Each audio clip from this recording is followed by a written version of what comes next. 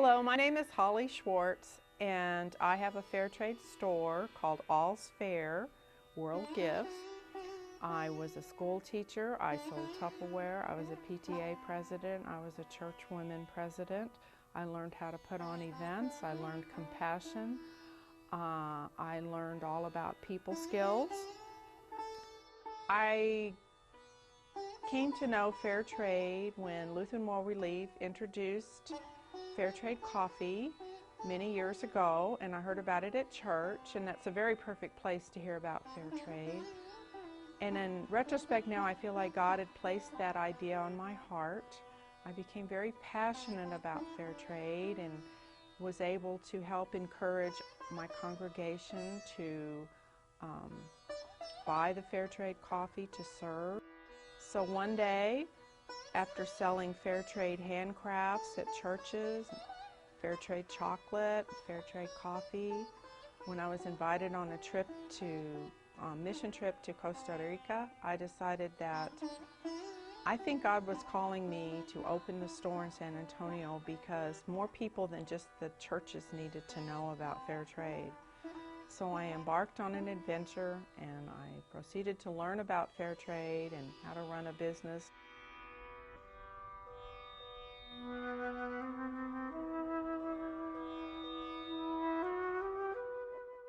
Fair trade means that the coffee is grown by small farmers.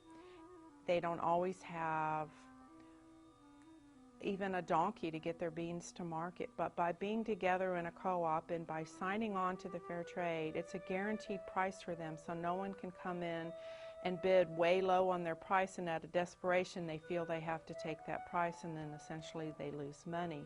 In the fair trade chocolate field, it's very important because a lot of the cocoa that the world gets their cocoa to make their chocolate bars comes from a country that's notorious for making children slaves, and fair trade chocolate doesn't have any of that. And the handcraft items, such as this recycled bracelet from India, these are made by people that just want to be able to make a living. They want the dignity of making their own living. They don't want a handout. And these are people from, I have 50 countries in my store, and these are all just little people. You can feel the hope and the love in this item and everything else because they weren't in repressed situations in a big sweatshop. No overseer was standing over them telling them to hurry, hurry and get it done. They fixed this with knowing, oh, someone's going to buy this and they're going to love it. And that's important. And a lot of children have gotten to go to school because their parents have been able to provide the money to go to school because they have the fair trade connections.